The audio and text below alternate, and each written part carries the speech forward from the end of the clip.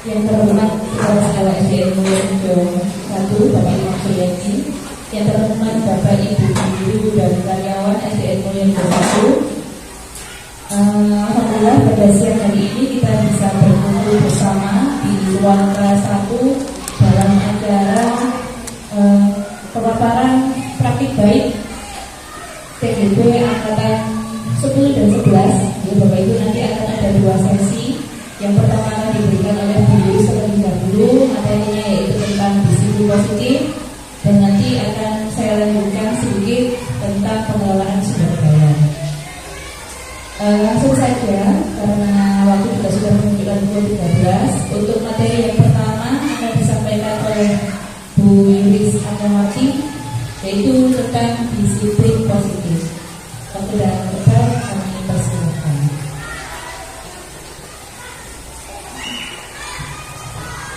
Ya, assalamualaikum warahmatullahi wabarakatuh. Selamat siang Bapak Ibu. Ibu, mohon maaf sekali hari ini mengganggu waktunya siang-siang bolong seperti ini. Yang terhormat kepada Bapak Imam, saya ucapkan terima kasih Bapak Imam sudah mendukung dan memfasilitasi saya sebagai calon guru penggerak angkatan 11 untuk terlaksananya kegiatan hari ini. Dan juga saya ucapkan terima kasih kepada Bapak Ibu guru dari kelas 1 sampai dengan kelas 6 yang sudah hadir di sini bersama saya dalam kegiatan diseminasi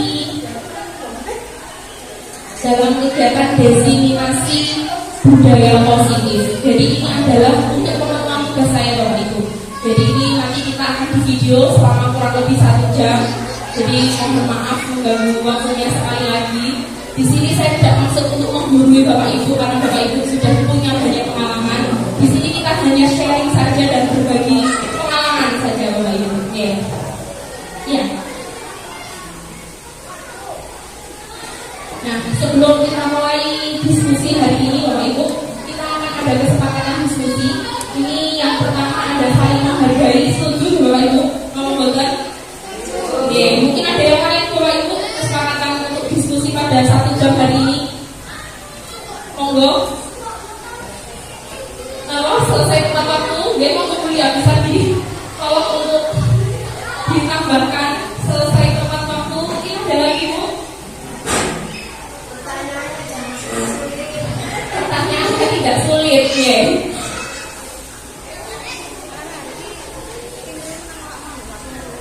Ya, bisa minta tolong beliau untuk ditambahkan selesai tepat waktu. Berarti nanti ini dijami ya, di timer. Ini berarti jam 1.15, jam 1:10 selesai tepat waktu dan tidak ada pertanyaan sulit. Oke, oke.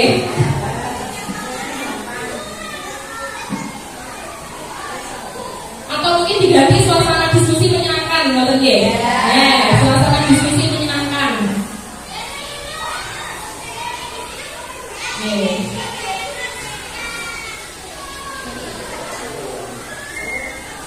Sampun, ada lagi? Sampun, cukup. Ini langsung di 963.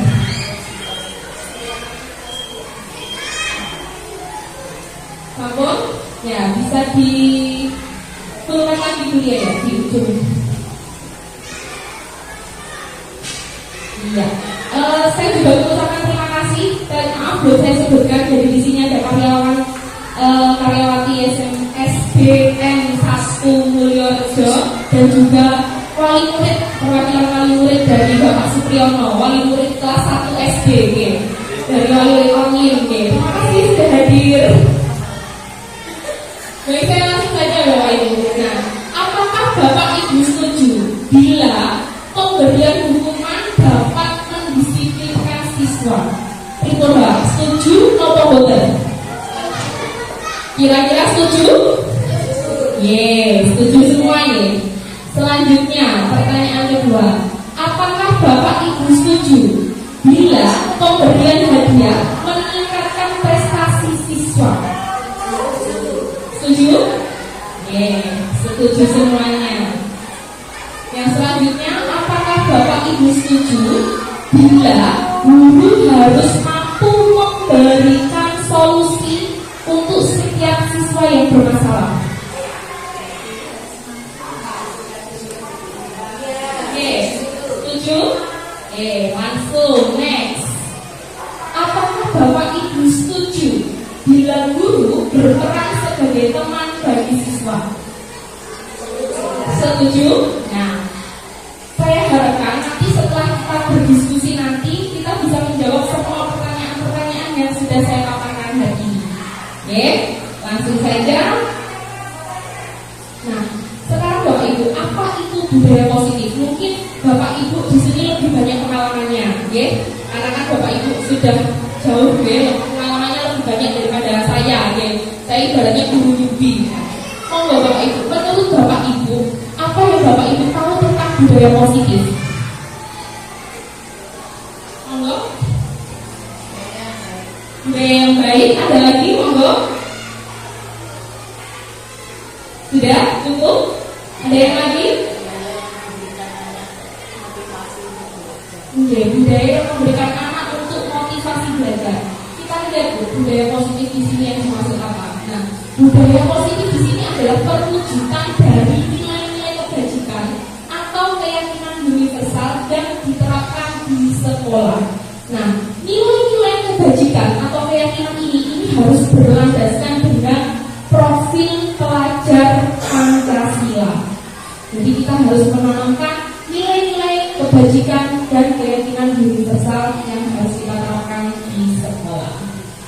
Selanjutnya, Bapak Ibu, mengapa budaya positif itu penting sekali untuk kita laksanakan? Ya, karena pentingnya budaya positif itu terletak pada dampaknya terhadap motivasi belajar dan prestasi akademik.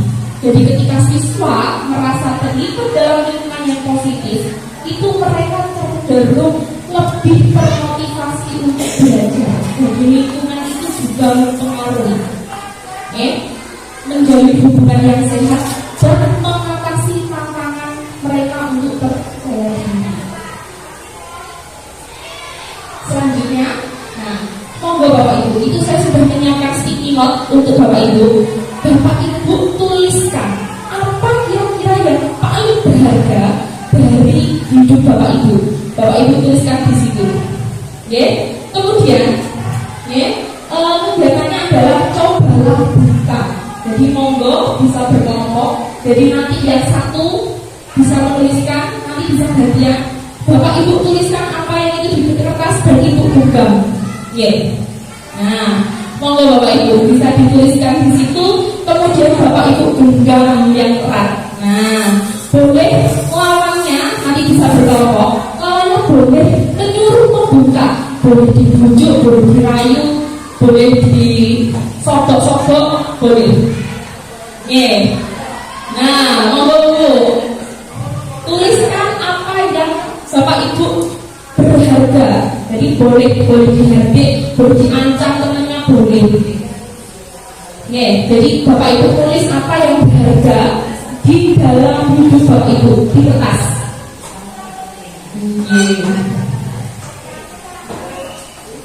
Bapak Ibu tulis apa yang kira-kira berharga dalam hidup Bapak Ibu di kertas. Kemudian Bapak Ibu genggam yang erat. Nah, nanti lawannya boleh untuk memaksa, boleh dirayu, boleh dipaksa, boleh dihardik, boleh juga diintimidasi, boleh dimarahi, boleh dikritiki, boleh. Nah, coba Bu monggo digenggam kertasnya, sampul sedanten. Digenggam kan kelompokan dua-dua. Ditulis Bu. Mungkin Bu ya sambul. Ada belakang. Nah, kira-kira kalau yang berharga itu diambil oleh temannya, monggo Bapak Ibu bagaimana? Boleh dirayu, boleh dipaksa, boleh dibujuk rayu.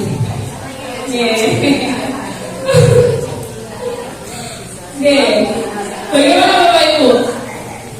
Nah,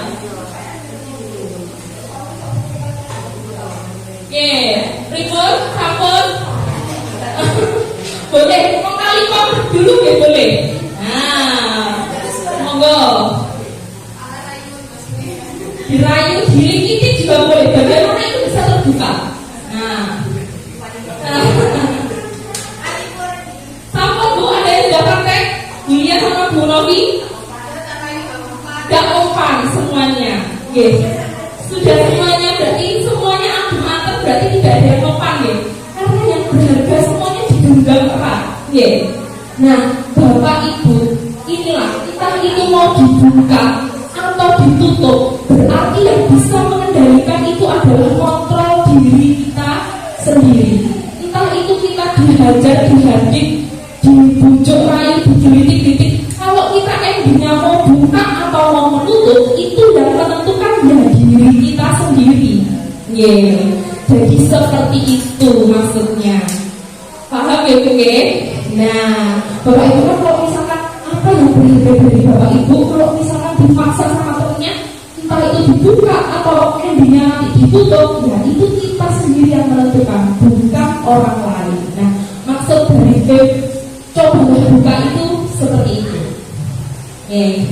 Langsung ya.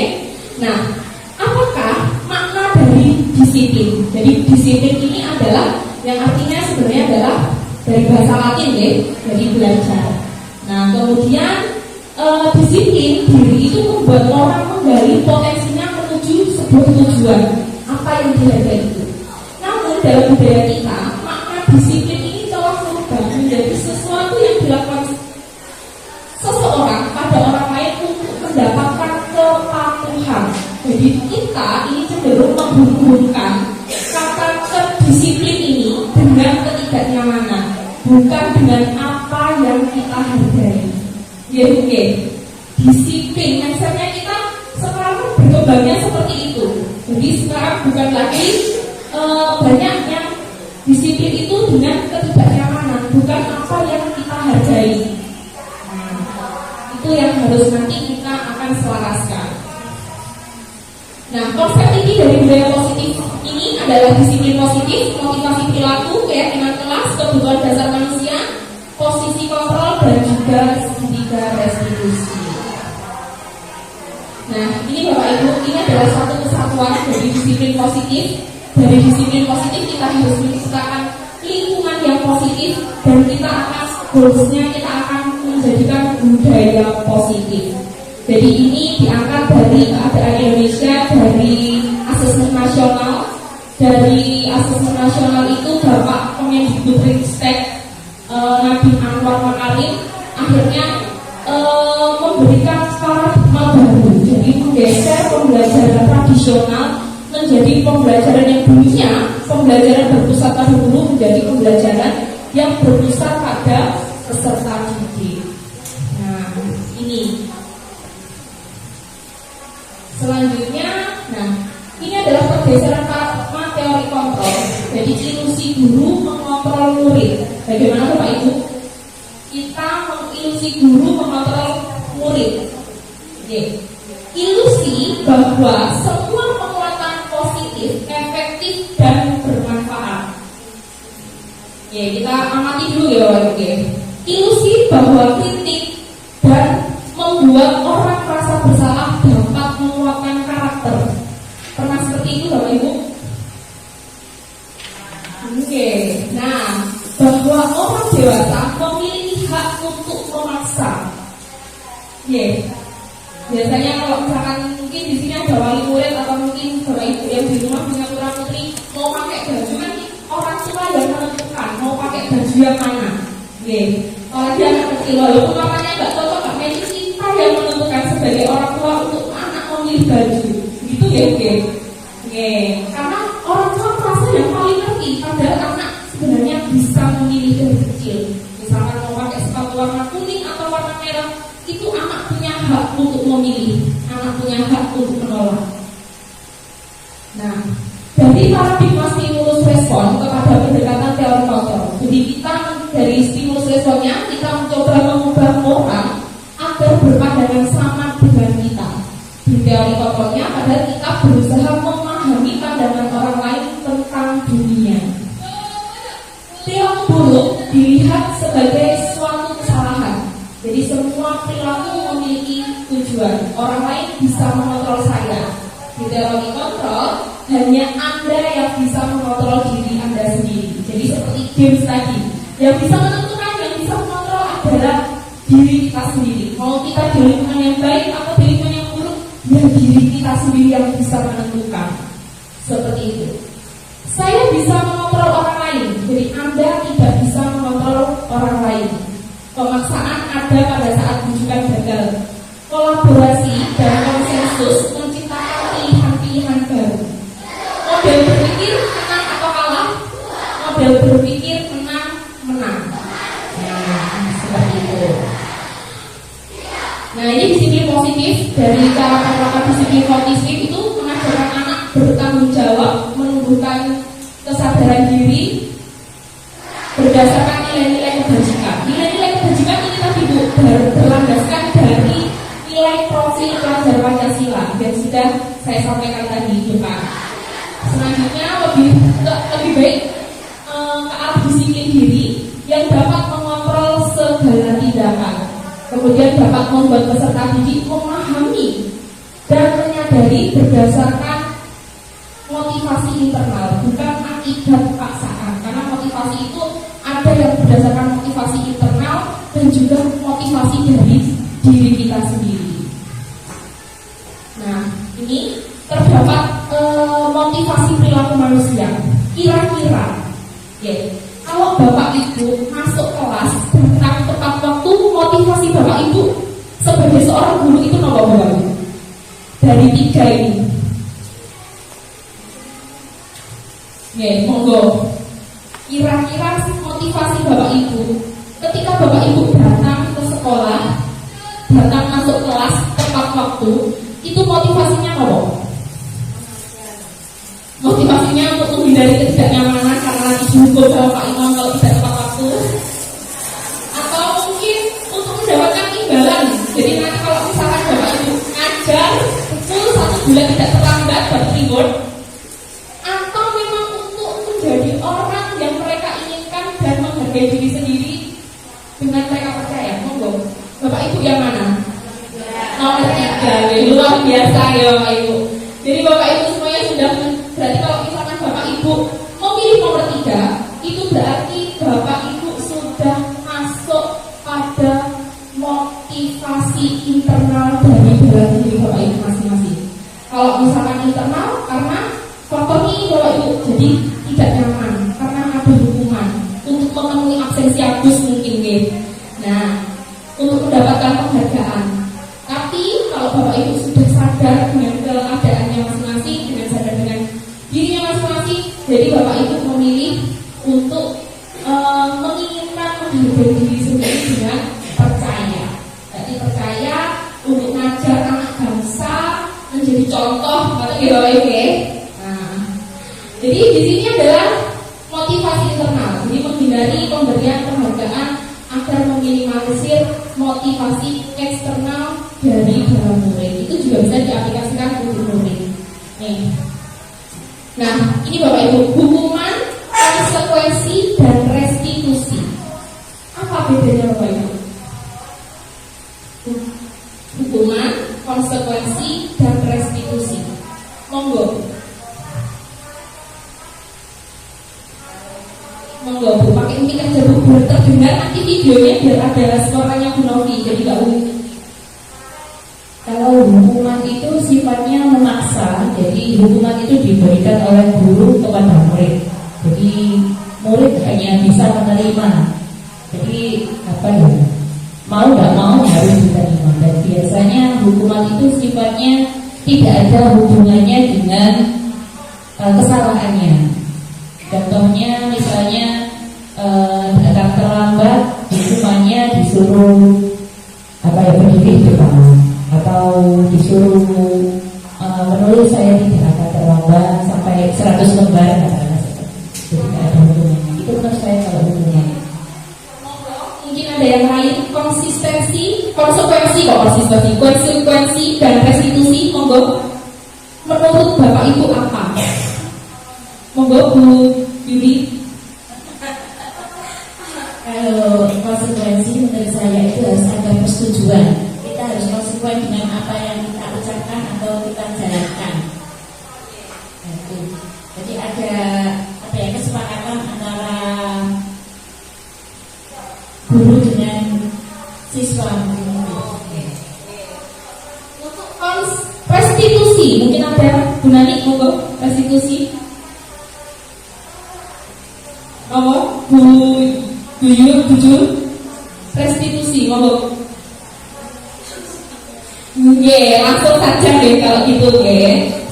Kita coba cek. Nah ini hukuman Bapak Ibu. Hukuman ini biasanya itu tidak terencana, jadi bersifat satu arah. Hukuman itu bersifat jadi satu arah seperti yang tadi kita bahas di ruang guru gitu ya. Langsung naik darah. Nah seperti itu. Itu biasanya berupa hukuman fisik, hukuman psikis, dan kata-kata kasar atau suara nada yang tinggi. Itu juga bisa masuk di hukuman. Jadi langsung talking gitu seperti yang tadi kita bahas di ruang guru. Nah itu masuk ke hukuman Bapak Ibu. Jadi sifatnya ini tidak terencana, spontanitas, dan juga ada konsekuensi. Nah konsekuensi ini bersifat terencana dan sudah disepakati. Bentuk-bentuk konsekuensi ini dibuat oleh guru atau sekolah. Nih, jadi kalau misalkan siswa datang terlambat, berarti siswa harus apa? Itu guru yang membuat konsekuensinya, sudah disepakati. Tapi guru yang bergerak. Sedangkan restitusi ini adalah proses menciptakan kondisi bagi murid untuk memperbaiki kesalahan mereka, sehingga mereka bisa kembali ke kelompok mereka dengan karakter yang lebih baik. Jadi kalau restitusi ini kita lebih memperbaiki anak, karakternya anak, seperti itu. Nah, monggo Bapak Ibu kita cermati bersama-sama. Jadi di sini saya ada 1, 2, 3, 4, 5, 6. Nah, mana yang menurut Bapak Ibu masuk ke konsekuensi, mana yang menurut Bapak Ibu masuk di hukuman? Yang mencatat 100 kali di dalam buku kalimat saya tidak akan terlambat lagi. Hukuman, betul? Lari keliling lapangan basket 2 kali karena terlambat hadir ke sekolah. Hukuman atau konsekuensi? Hukuman, betul ya? Setuju? Membersihkan coretan yang dibuang di meja tulis. Iya, konsekuensi. Murid diminta push up 15 kali karena tidak menggunakan masker di sekolah. Diminta push up Bapak Ibu. Hukuman. Berdiri di depan kelas sambil mengangkat satu kaki karena tidak bisa menjawab pertanyaan. Hukuman. Setuju? Iya. Berdiri di depan kelas, membersihkan WC karena merusak pensil teman. Apa? Hukuman. Jadi hukuman itu biasanya Bapak Ibu diberikan yang tidak sesuai dengan apa yang dilakukan. Jadi seperti merusak pensil teman. Ada hubungannya tidak Bapak Ibu dengan membersihkan WC? Tidak ada hubungannya. Hubungannya kalau WC dengan astri. Nah ini beda ini. Kalau siswanya yang merusak pensilnya temannya berarti tidak ada hubungannya dengan WC. Nah itu tadi perbedaannya hukuman dengan konsekuensi. Selanjutnya dihukum oleh penghargaan. Jadi ternyata Bapak Ibu, penghargaan yang berlebihan itu juga tidak baik untuk peserta didik. Pengaruh jangka pendek dan juga jangka panjang. Penghargaan itu tidak efektif. Jadi penghargaan itu dapat merusak hubungan. Setuju atau bukan? Misalkan kita siswa peringkat 1, 2, dan 3 mendapatkan juara, kita berikan yang diberikan hanya 1, 2, 3, 4, 5, 6, 7, 8, 9. Bagaimana Bapak Ibu? Nah, terus penghargaan mengurangi ketepatan. Kalau tidak ada sanksinya, tidak akan selesai tepat waktu. Setuju ya Bapak Ibu? Penghargaan mengurangi kualitas, jadi termotivasi. Bagaimana? Setuju? Nah, penghargaan mematikan kreativitas.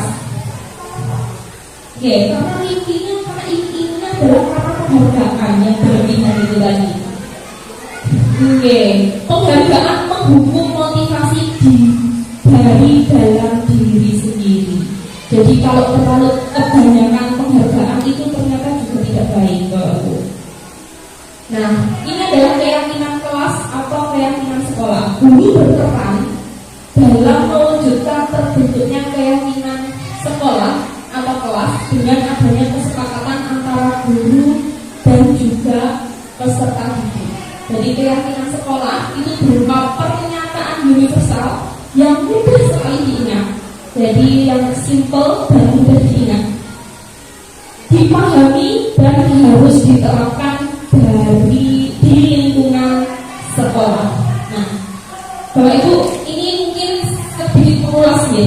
Nah, kemarin sudah disampaikan oleh Bu Novi di paparan materi ini, mengapa keyakinan, mengapa bukan peraturan.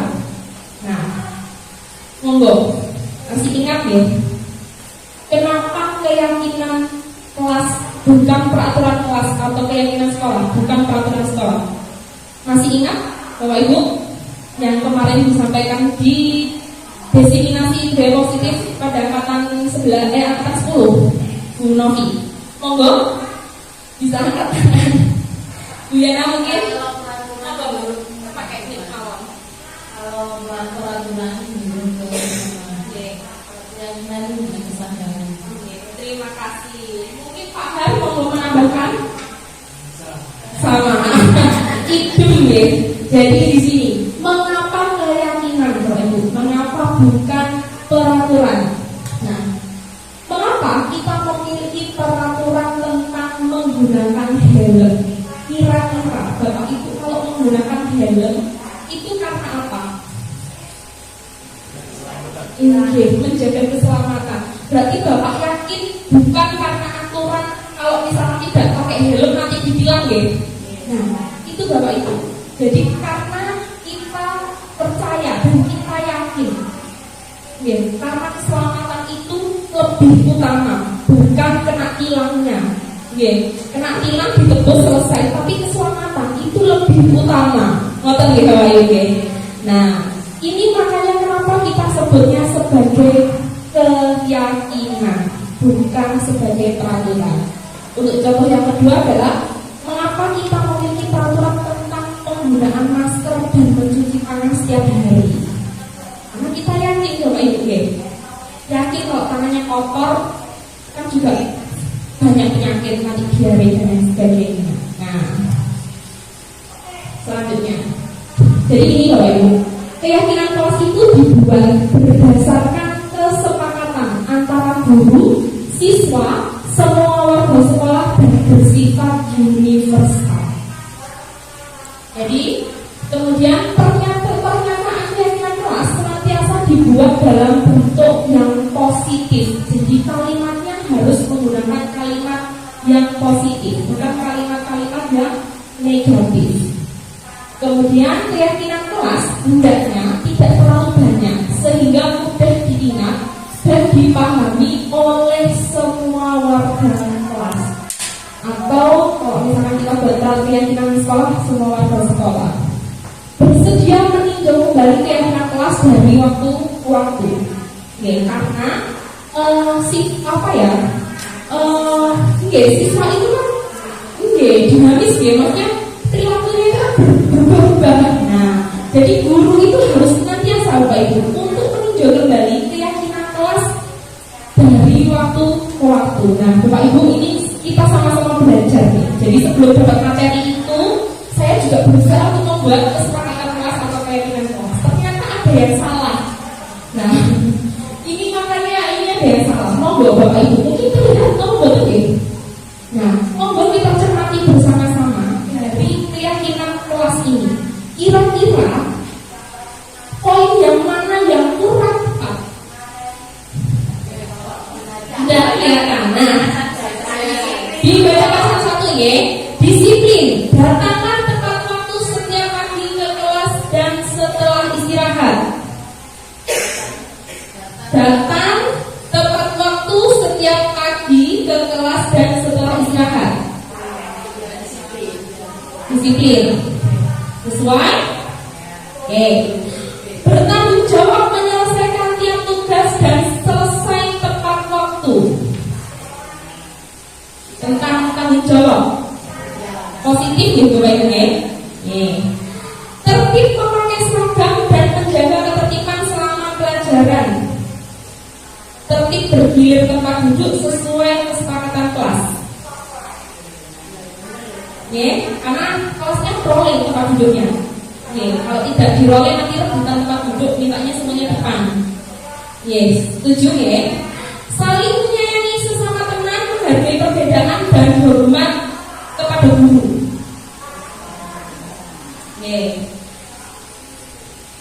Jagalah kebersihan di kelas dan sekolah. Buang sampah pada tempatnya dan menjaga kebersihan bangku dan tembok dari coretan pensil atau bolpen. Kira-kira? Iya. Ternyata untuk anak kelas 2, kalimat-kalimat yang saya buat itu terlalu detail dan terlalu panjang. Nah, jadi akhirnya anak-anak itu tidak lebih ringkas mengingatnya, Bapak Ibu. Kemudian yang terakhir, dilarang membawa handphone selama pelajaran berlangsung. Kira-kira tempat ngomong betul? Tidak, karena kalimat yang digunakan di sini tidak menggunakan kalimat yang positif. Benar sekali Bapak Ibu. Jadi ini masih kurang tepat karena satu adalah penggunaannya memang seperti Bapak Ibu yang sudah analisis ini jadi kalimatnya terlalu panjang dan juga masih ada kalimat yang negatif. Jadi memang dalam pembuatan kesepakatan kelas itu harus menggunakan kalimat-kalimat yang positif dan anak-anak tahu apa nilai kebajikan yang terkandung dalam tiap poinnya. Misalkan seperti mengerjakan tugas, itu kan nilai disiplinnya harus bertanggung jawab. Jadi dia tetap harus dikaitkan dengan nilai-nilai profil pelajar Pancasila. Seperti itu. Nah, sekarang ini adalah posisi kontrol. Ini ada posisi kontrol seorang guru, ada menghukum, ada judulnya, ada kontrak membuat merasa bersalah, pemantau, manajer. Kira-kira, Bapak Ibu itu sekarang ada di posisi yang mana? Sebagai seorang guru, monggo. Atau mungkin kadang di sini, kadang di sini, kadang di sini. Nah, monggo. Seperti yang sudah kita bahas tadi, kita guyon-guyon tadi di ruang guru. Nah, posisinya itu di mana? Kadang jadi pemantau, kadang juga jadi penghukum, oke. Kita masih manusia biasa, Nah, begitu. Tapi kita lihat Bapak Ibu, kita lebih baik itu memang posisi yang tertepat adalah kita harus sebagai manajer. Nah, sebagai manajer itu seperti apa sih Bapak Ibu? Guru selalu bersama dengan peserta didik mempersiapkan peserta didik, mempertanggungjawabkan perilakunya dan mendukung peserta didik agar dapat menemukan solusi atas masalahnya sendiri.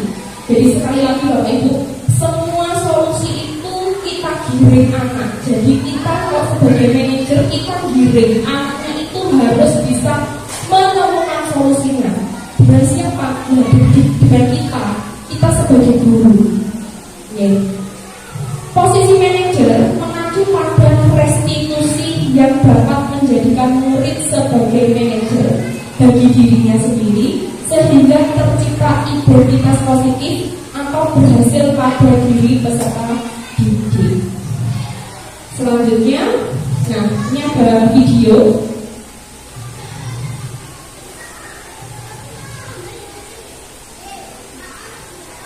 Nggak kotoran ya Bu ya.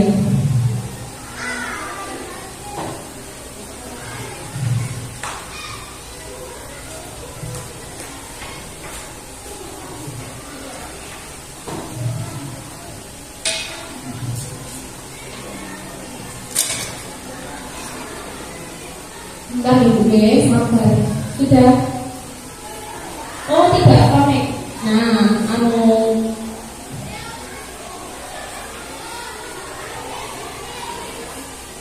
pas Prof 3. Bluetooth connected.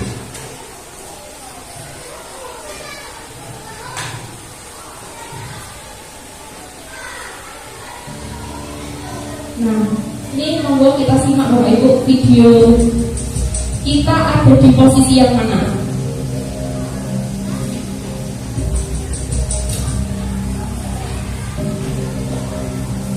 Naren, sini kamu. Dia kok tertawa teringat mamamu. Kamu deh, pasti terlambat. Maaf Bu, saya Apa? Apa coba? Alasan kamu apa lagi? Kapan sih kamu tidak terlambat? Malas sekali ya kamu jadi anak. saya Dasar pemalas.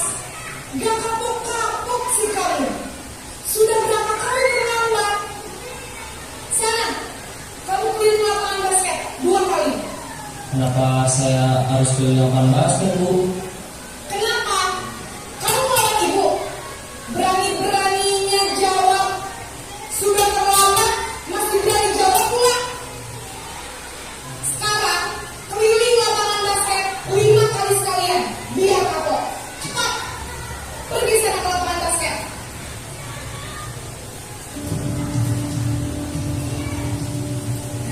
Kedua membuat merasa bersalah.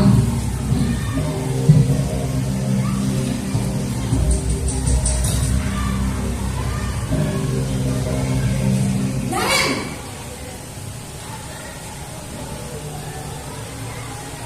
Selamat pagi Bu.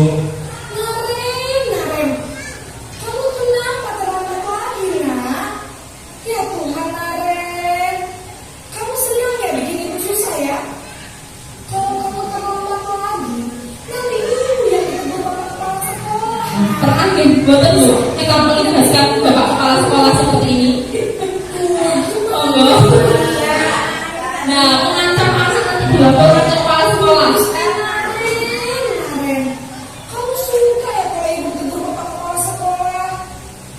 Terus, sekarang ibu harus tulis apa yang ibu absen? Ini kamu sudah sering terlambat loh. Ibu harus apa coba? Maaf Bu, maaf sekali. Ya sudah, lain kali jangan bikin ibu susah lagi anak ya. Ibu tidak akan kuat lagi kalau kamu begini terus. Bisa jatuhan kalau ibu tegur bapak kepala sekolah. Saya cepat kelas. Maaf ya Bu, maaf sekali.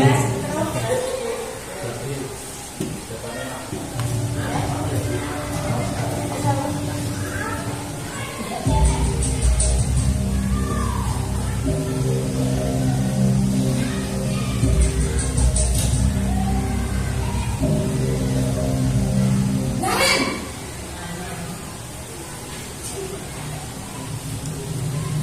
Selamat pagi Bu. wah, sudah jam berapa ini nak? Terlambat lagi ya sayang.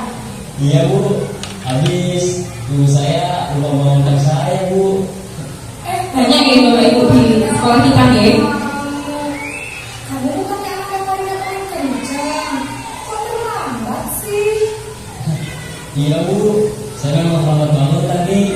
Jadi biar saya kencang tetap jenjang Bu.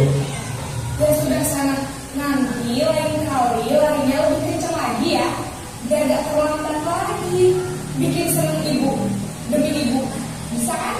Bisa Bu. Ya sudah sana masuk kelas.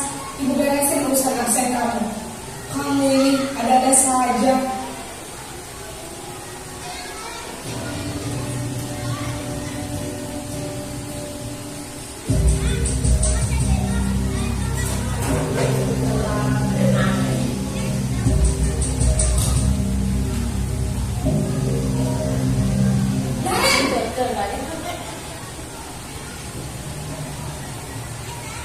Selamat pagi Bu.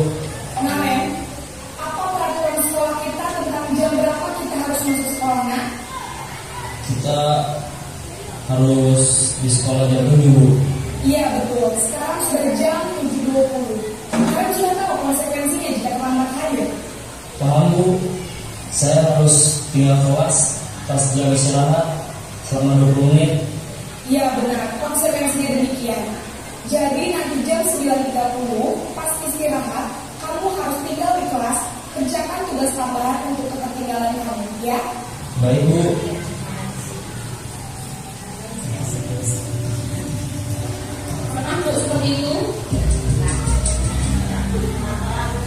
daripada itu langsung aja. Oke.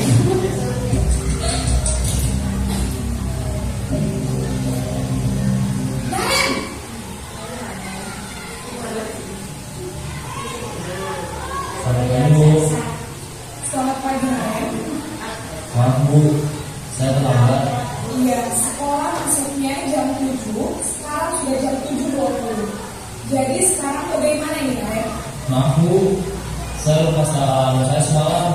Baiklah, menurut kamu, keyakinan sekolah yang mana yang perlu kamu tingkatkan?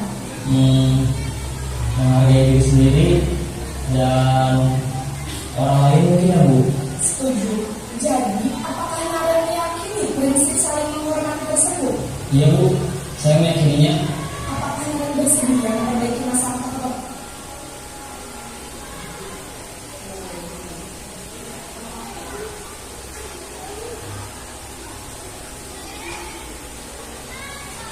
Di situ kita sebagai kalau di posisi manajer dulu ya, jadi ditawarkan ke anak-anak.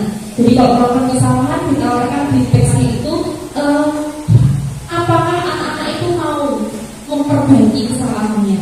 Nah, kemudian diajak anak-anak untuk mencari solusi. Ya, jadi kita sebagai guru itu giring, kita bagian giring anak-anak seperti itu.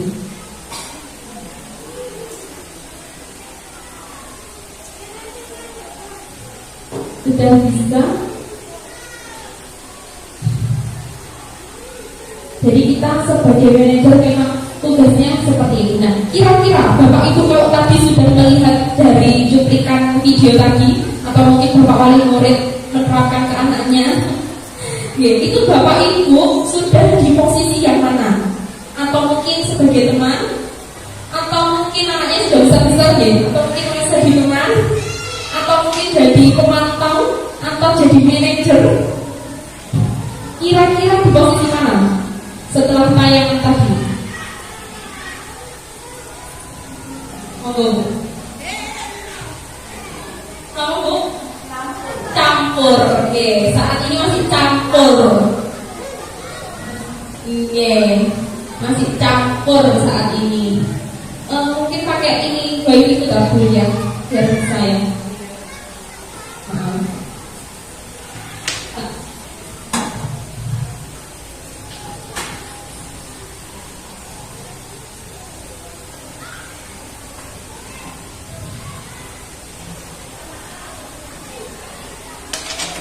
Sudah punya iPhone?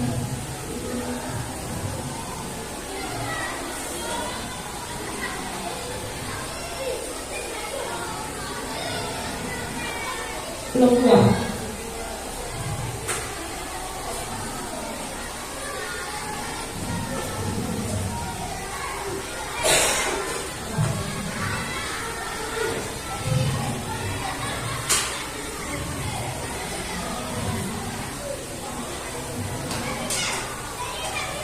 Sudah. iPhone use.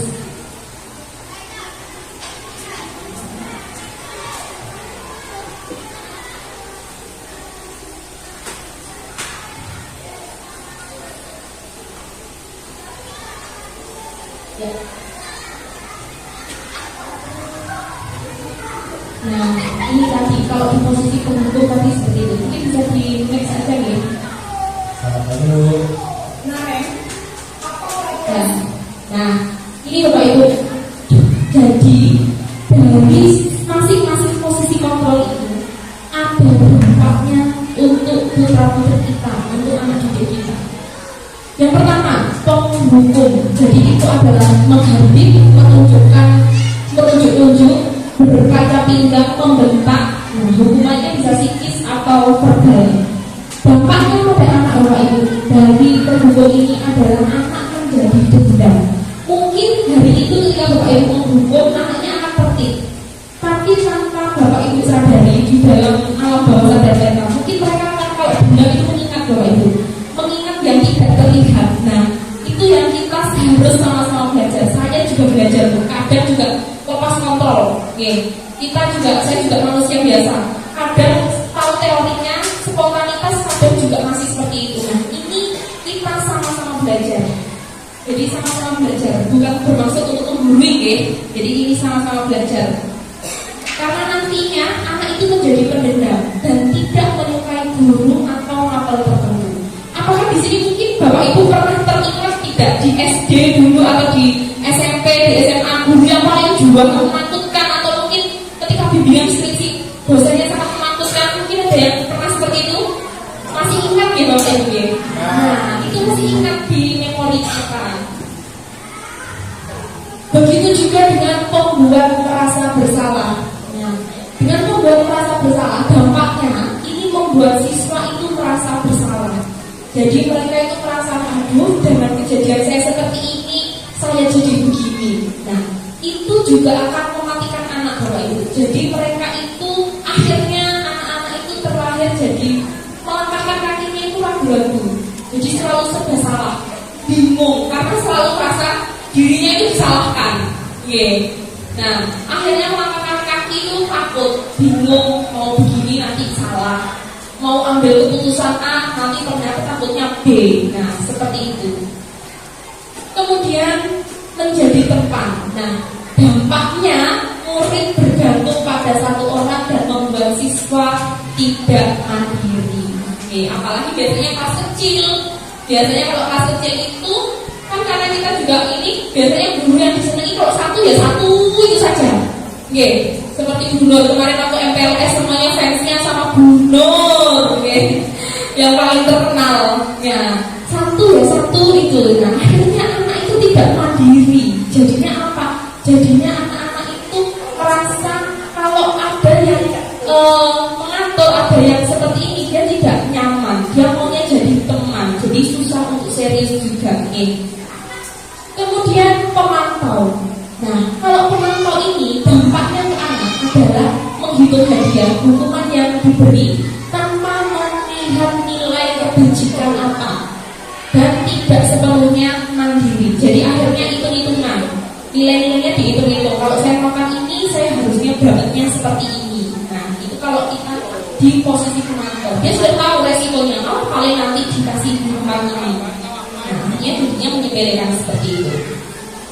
Selanjutnya di posisi manajer. Nah, di posisi manajer ini, Bapak Ibu, anak ini murid jadi mandiri dan percaya diri menyelesaikan masalahnya sendiri. Jadi anak punya pilihan. Jadi anak bisa menentukan apa kira-kira langkah apa yang harus anak itu lakukan. Seperti itu. Nah, ini ada kebutuhan dasar manusia. Jadi kebutuhan dasar manusia ada bertahan hidup, kasih sayang dan rasa diterima, penguasaan, kebebasan, dan juga kesenangan. Next. Nah, ini mungkin waktunya sudah mepet, nanti kesepakatan kelasnya nanti saya nanti diingatkan dari kesepakatan kelasnya. Jadi nanti agak saya cepat ya, oke? Jadi ini spirit restitusi dalam penyelesaian masalah. Jadi validasi tindakan yang salah, menanyakan keyakinan dan menstabilkan identitas.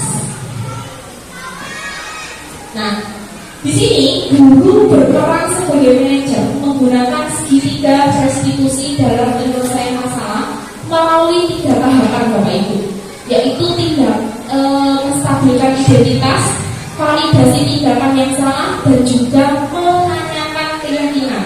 Makanya Bapak Ibu, keyakinan kelas atau kesepakatan keyakinan kelas atau sekolah itu penting sekali sebenarnya, karena itu adalah langkah kita untuk membentuk anak seperti itu. Kemudian tujuannya.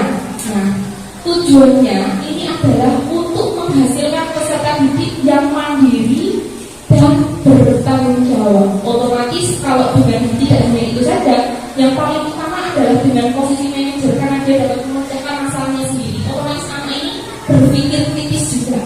Ini kalau betul. Nah, selanjutnya ini ada siswa. Nah, ini kebetulan tidak settingan nih Bapak Ibu. Jadi mungkin di pause dulu ya.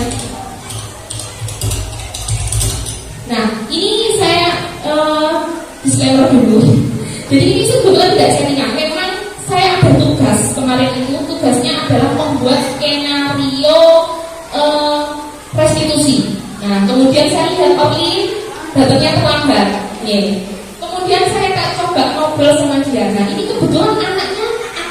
dan dia juga sesuai.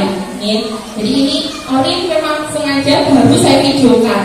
Ya. Jadi memang spontanitas sambil menyelam minum air kemarin.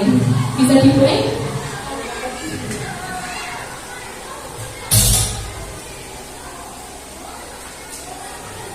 Nah ini diam-diam di videonya nih.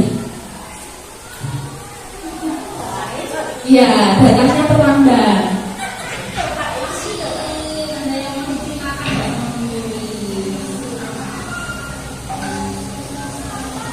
Jadi ini karena anaknya pintar cerita ya, jadi tidak terlalu banyak untuk settingan ya, jadi langsung spontanitas.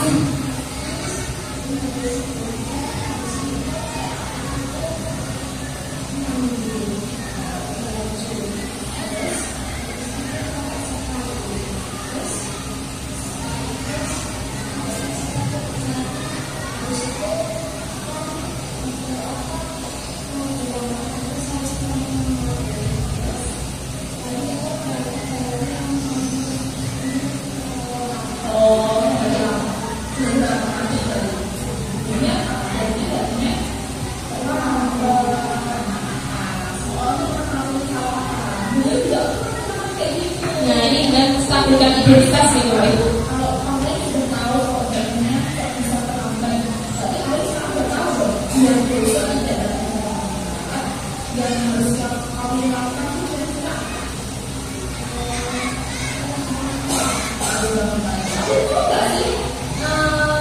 Ke sekolah itu maksudnya jam berapa? Berarti jam 6:40 itu sudah akan bisa. Orang ini tidak tentang keyakinan kelas atau kesempatan kelas yang sudah kelas kita bikin. Nah, datang tepat waktu pinter. Jadi orang pastinya gitu ya. Masih yakin kalau kita harus datang tepat waktu dan kita belajar tidak ke. Kalau sudah tahu seperti ini dia kelasnya, aku akan solusi atau rencananya orang akan besok. Oke, bisa datang pagi tidak terlalu lagi harus gimana?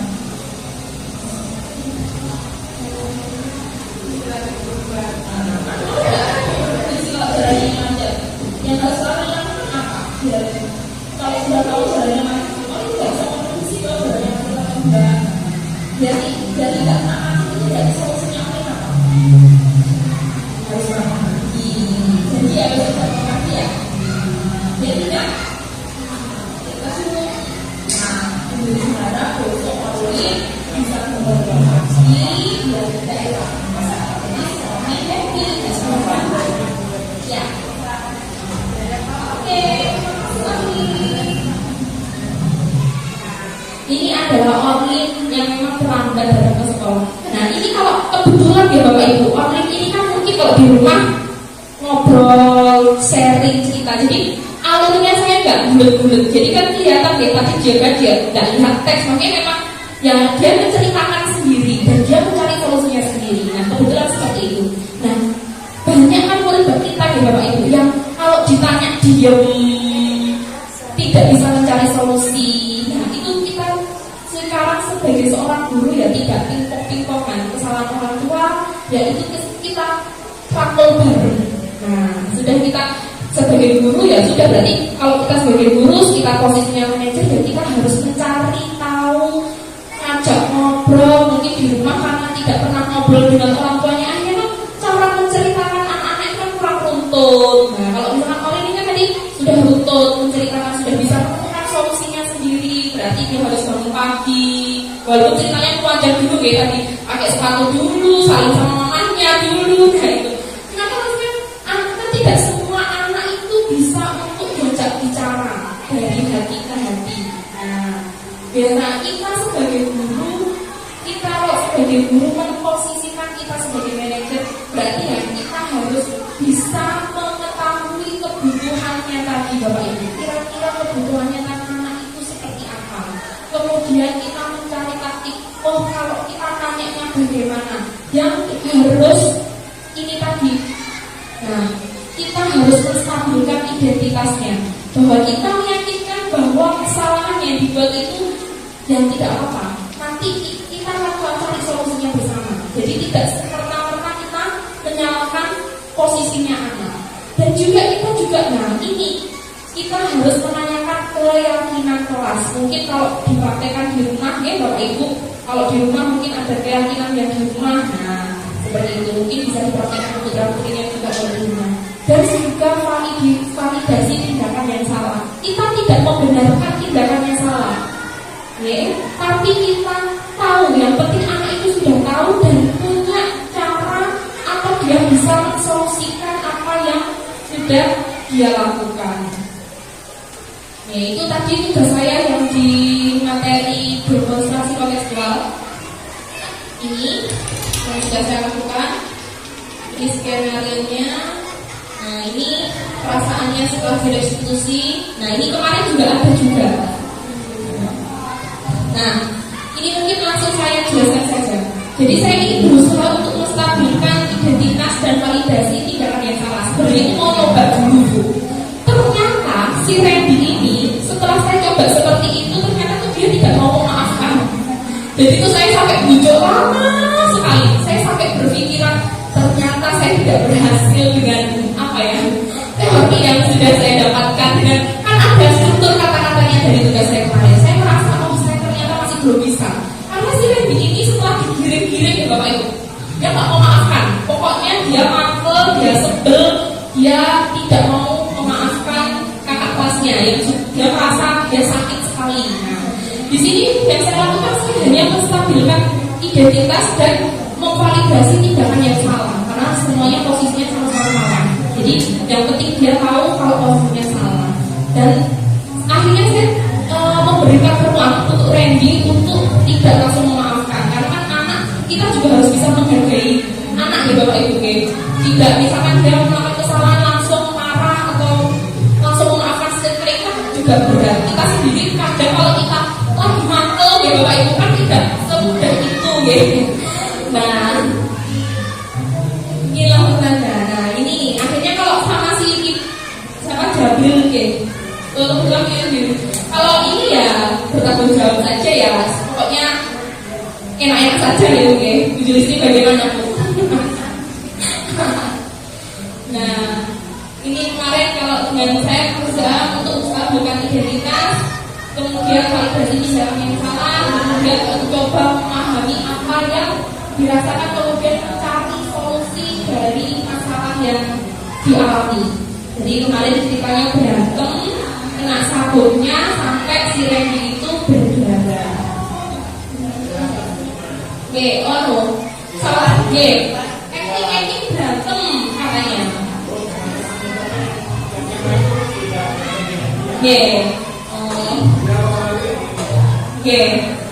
Nah ini akhirnya setelah ini ternyata sebelum saya melakukan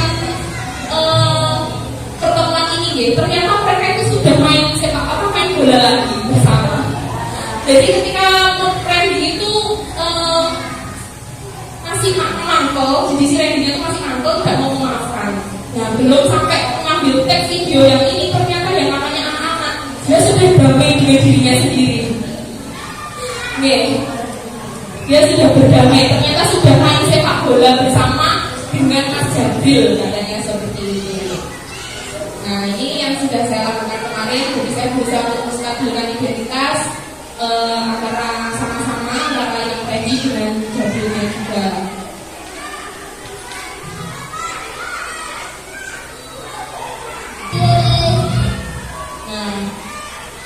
Nah jadi hal yang lain yang penting dipelajari dalam proses menciptakan budaya positif ini adalah melakukan kolaborasi Bapak Ibu.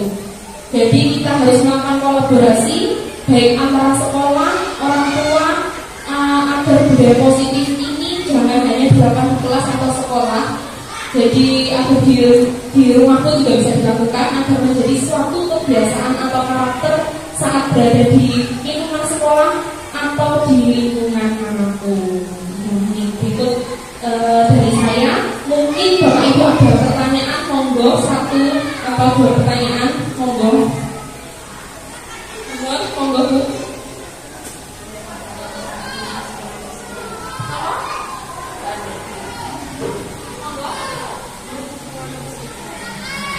Novi atau mungkin jujur, biarkan mungkin Bu.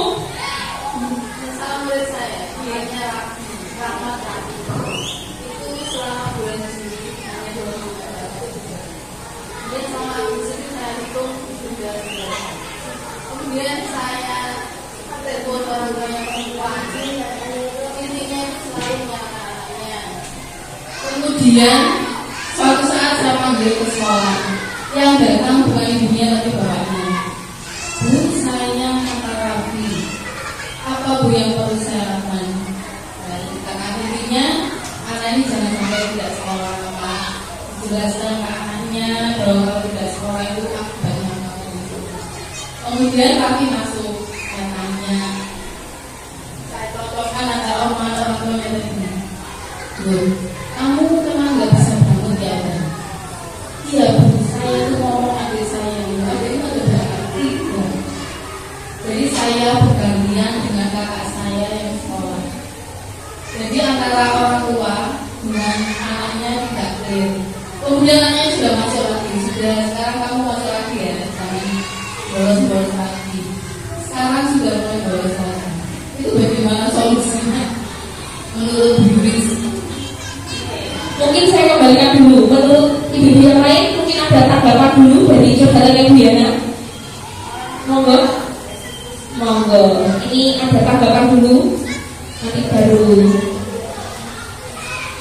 Ya, kalau menurut saya orang tuanya juga harus segitiga restitusi itu.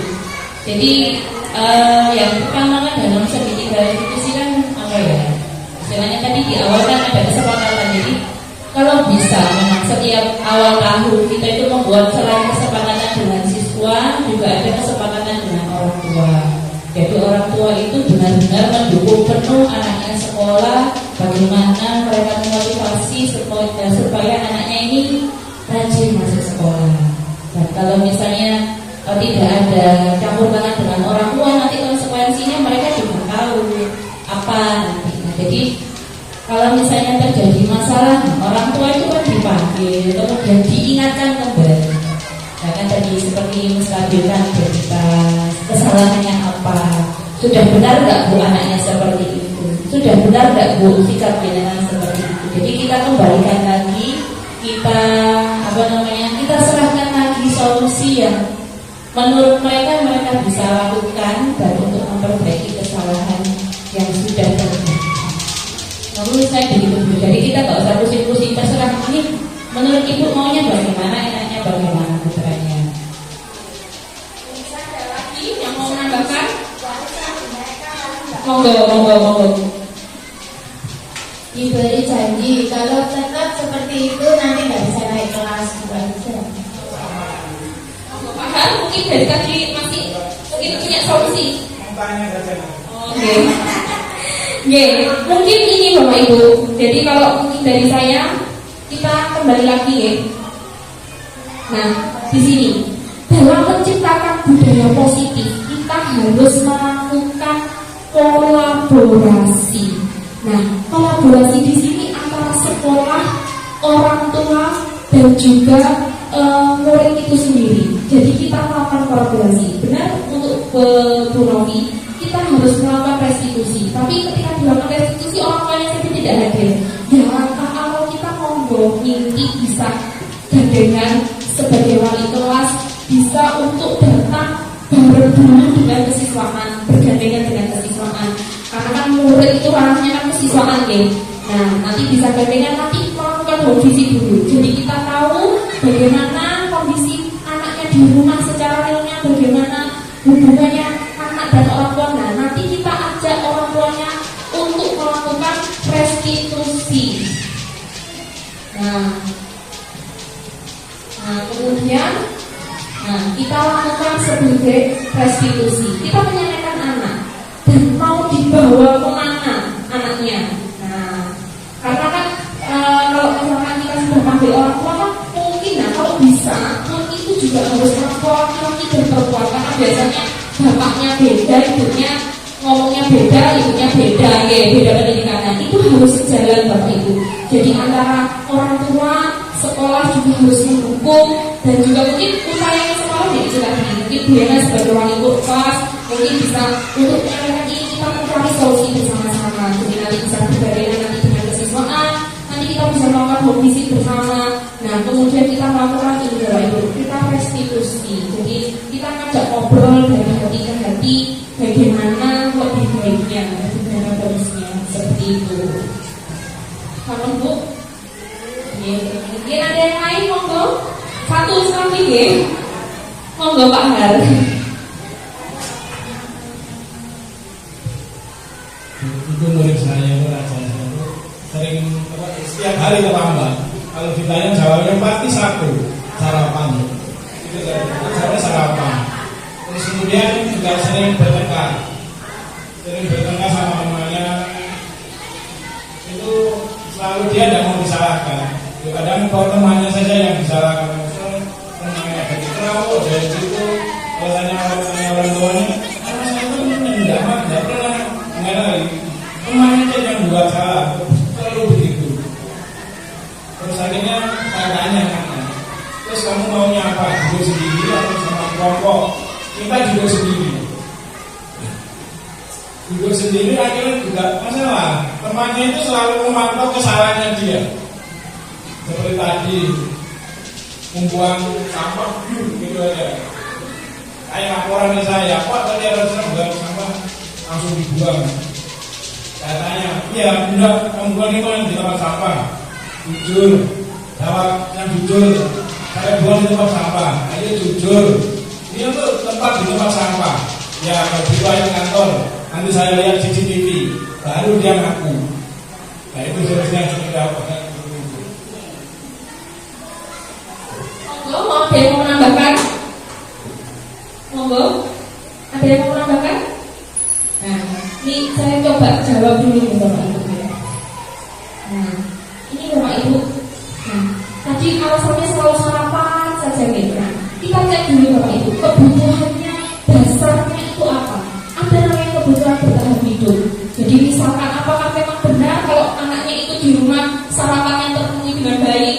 Apakah sudah dipastikan anaknya dapat uang saku, uang jajan yang sesuai dengan haknya anak sekolah? Kan juga kasihan kalau misalkan dia ini. Nah, apakah itu jadi faktornya? Nah, itu mungkin bisa Pak Har cari tahu. Jadi karena kebutuhannya ini, kalau misalkan sarapan, nah kita harus tahu dulu kebutuhan dasarnya itu seperti apa. Karena biasanya anak itu upacara lemes, nggak pernah sarapan, ternyata siap pagi ibunya nggak pernah masak, tidak dibekali, sakunya buat beli nasi juga tidak cukup. Nah, seperti itu. Kita lihat dulu kebutuhan dasarnya siswanya itu seperti apa. Karena ada 5 kebutuhan dasarnya manusia seperti ini.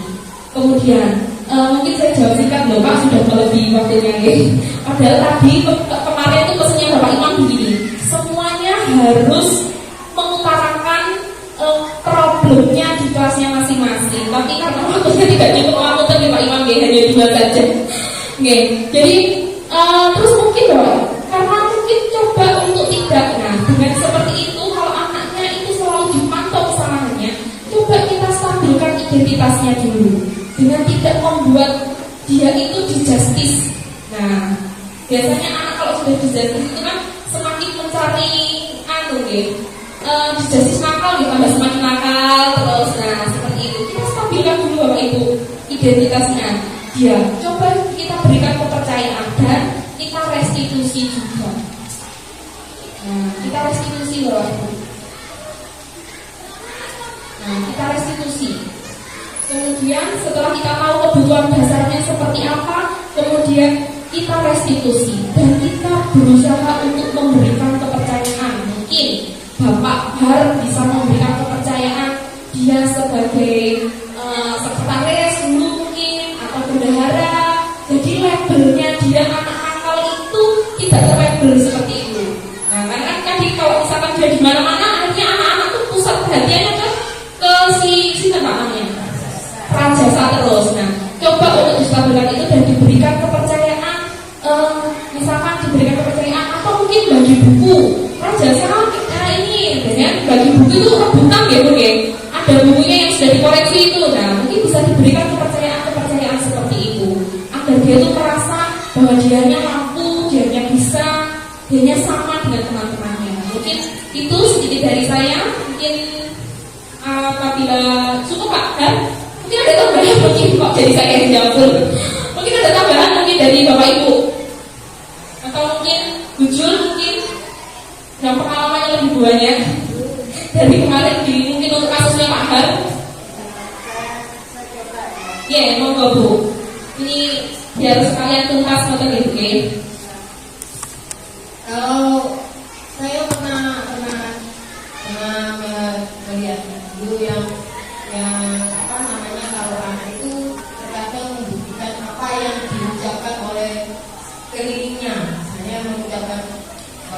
orangnya atau gurunya. Kalau anak itu sudah tidak di justice, di hakimi dan kamu itu memang nakal, dia membuktikan dirinya nakal. Nah, kalau kita kamu tuh anak baik loh, anak pintar loh, nah, dia akan membuktikan apa yang diucapkan oleh orang lain. Nah, sehingga itu kadang-kadang kita kalau sadar ya, mengucapkan itu kamu tuh anak pintar, anak baik. Nah, dia juga tersenyum dan menunjukkan. Tapi kadang-kadang kalau dia sedang mungkin anaknya lainnya atau dalam keadaan situasi yang seperti gagal, terus tiba-tiba itu punya keinginan yang membuat kita gitu, keluar kata-kata kita yang kadang-kadang yang secara spontanitas angket ini berbeda nakal. Nah, padahal hal seperti ini mestinya tidak kita ucapkan ya. Tapi manusiawi setelah itu kita harus meralat omongan kita. Kemarin polisi itu bilang, kamu seperti ini. Seandainya kita buktikan bahwa kamu anak yang baik, bisa enggak? Hal seperti itu bisa kita lakukan pada anak. Nah, seperti itulah. Oke, terima kasih Bu Jul. Nah, Bu Jul tadi sudah menyampaikan tadi kita menstabilkan identitas ini Pak Kim. Nah, yang dimaksud Bu Jul adalah menstabilkan identitas. Jadi labelingnya si Rajasa itu monggo untuk kita koreksi bersama. Nah, kita duduk bersama, nanti coba diajak duduk ngobrol dari hati ke hati. Nah, nanti bisa orang tuanya bisa berdiskusi juga, karena dalam tercapainya ini budaya positif ini memang harus ada kolaborasi. Kolaborasi jadi antara sekolah, orang tua murid dan juga muridnya itu sendiri untuk tercapainya budaya positif. Sekian dari saya, mungkin itu yang bisa saya sampaikan, sharing sedikit tentang materi budaya positif. Saya juga mungkin Bapak Ibu semuanya, kita semuanya terlahir dari pendidikan tradisional gitu Bapak Ibu ya. Jadi pendidikan tradisional yang berpusat pada guru. Jadi semuanya itu adalah aturan yang kita harus mengikuti aturannya guru. Nah, monggo kita bersama-sama, walaupun untuk merubah itu semua tidak semudah kita membalikkan telapak tangan ya. Jadi semuanya butuh proses, semuanya butuh belajar. Nah, pengalamannya kita, monggo Bapak Ibu yang sudah pengalamannya lebih baik, monggo bisa sharing bersama-sama. Nantinya untuk setelah diseminasi ini mungkin akan bermanfaat bagi kita semuanya, baik di lingkungan sekolah maupun di lingkungan rumah, nanti bisa diterapkan kepada putra-putrinya. Terima kasih waktunya saya sampaikan, saya akhiri. Wassalamualaikum warahmatullahi wabarakatuh. Apabila ada kurang lebihnya saya mohon maaf yang sebesar-besarnya sudah mengganggu waktunya Bapak Ibu semuanya. Oke, terima kasih. Wassalamualaikum warahmatullahi wabarakatuh.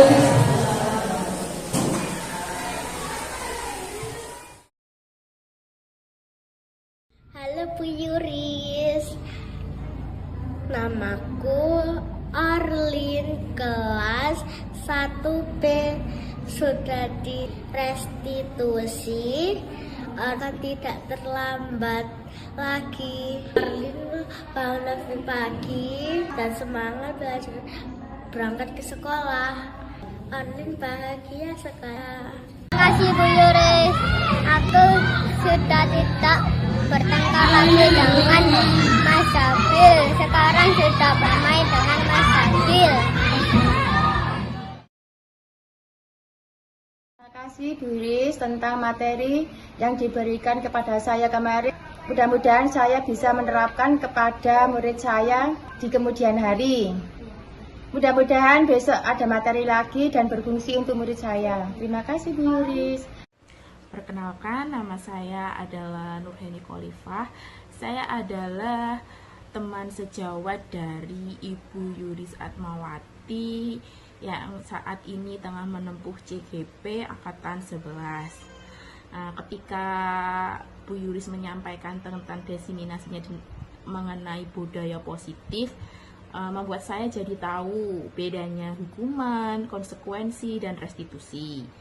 Dan yang terpenting, saya menyadari di mana posisi kontrol saya sekarang. Dengan itu, saya berusaha merestitusi murid saya sebagai manajer ketika di dalam kelas. Terima kasih Bu Yuri, semangat.